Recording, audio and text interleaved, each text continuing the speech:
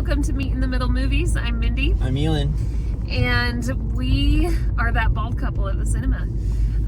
We just got out of Nuremberg, and this is our spoiler review. Spoiler discussion. Holy cow. Yes. There is a non-spoiler one if you want to have some details about whether or not you should go, but not get spoilers. So definitely take a look at that if you're interested. But Elin started our non-spoiler review, so I'll just start off with our spoiler review. I thought that this movie was absolutely incredible. The acting, directing, dialogue, screenwriting, just everything. It was incredible. They let every image drive home. It was incredibly disturbing. Yes. So for anyone who doesn't know, these are the trials that took place for some of the key players in the Nazi regime after the war. So, they're... you probably know character names better than I do. Okay. I forget. So, but they're putting them on trial. They're showing actual footage of the Holocaust. I mean, there is a scene. Well, first off, Russell Crowe plays Hermann Göring. Göring, that's right. So, okay. He's basically the number 2 to Hitler. I know. This movie was a lot. You might even notice in our other review we felt just a little bit scattered, but let me just say some of the key points here. So Göring has a psychiatrist who's coming to work with him while he's in prison and also gearing up for the trials, and then we see the trials, right? Throughout this whole thing, Göring's argument, I guess, his plea is basically that, oh yes, I was in charge of getting these concentration work camps started, but I had no idea what they did with it. Yeah. And basically we see his narcissistic, manipulative abilities affect everybody around him, Göring's, and we see how it affects the psychiatrist, we see how it affects the trial, and it was absolutely incredible. Luckily, I mean, we all know what happened, right? He does not, get a leg up necessarily in this trial. There is a moment where, again, if he can be on trial for the atrocities that he did, and still get a little bit of a moment during that trial where he feels like he's on top, that was disturbing as hell. It was very well portrayed, but I think they gave us a disturbing but perfect picture of the narcissistic tendencies of a ruler who can literally see humans as something to be exterminated. And so I think that was very powerfully done. And I'm back in that scattered place again. Like, where do I even go from here? So Rami Malek plays the psychiatrist you were talking about, and he's a military psychiatrist.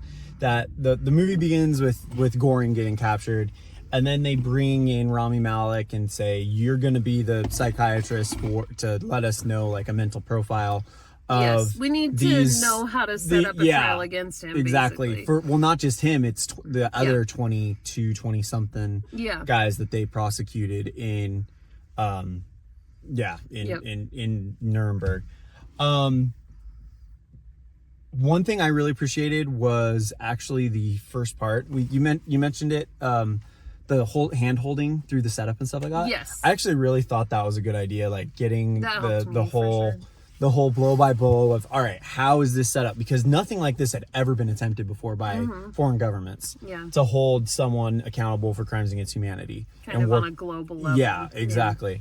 So I really appreciated that. I thought that they did a really, really good job at they humanized things. And like I said in the other review, they humanized everyone, including Göring, including all the Nazis. You see them, there's one scene where after Göring has been found out and he's basically awaiting his fate, you see him disheveled. Yeah. Like throughout the rest of the movie, he is completely perfectly put together military. He even convinces you that he is where he wants to be because he chose to be there. Like he's in that prison cell because he chose it for now. He presents a very intentional, put together persona. Yeah. And then as soon as they get him basically to admit that, how could you not have known? You had to have known type deal. It is disheveled. It is stressed. It is just blown up. Yeah. The scene after the Holocaust footage is shown in the courtroom, where Rami Malek and him just go at it, was one of my favorite acting showdowns of the year. Yeah. My favorite was actually, there's a moment when they're in Goring, his cell, Goring. Yeah. They're in his cell and they're playing a card game. And there's this mental status competition almost. Like you can see Goring manipulating Rami Malek's character. But you can see him fighting right He's back. fighting back. He understands what's happening. He has enough education, I guess, to understand what's happening.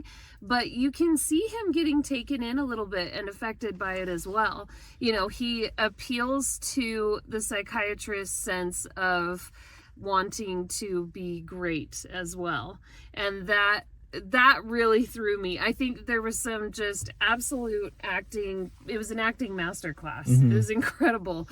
And just the status battle, watching these two go head to head and capturing what must have been one of the scariest rooms to be in, honestly. Oh my goodness. Because you know that Hitler, you know that Goring, all of them had to have been... Yes, they're megalomaniacs, but they're really convincing, manipulative ones that can appeal to almost any human to convince them to do what they want. I think they captured that beautifully. Yeah.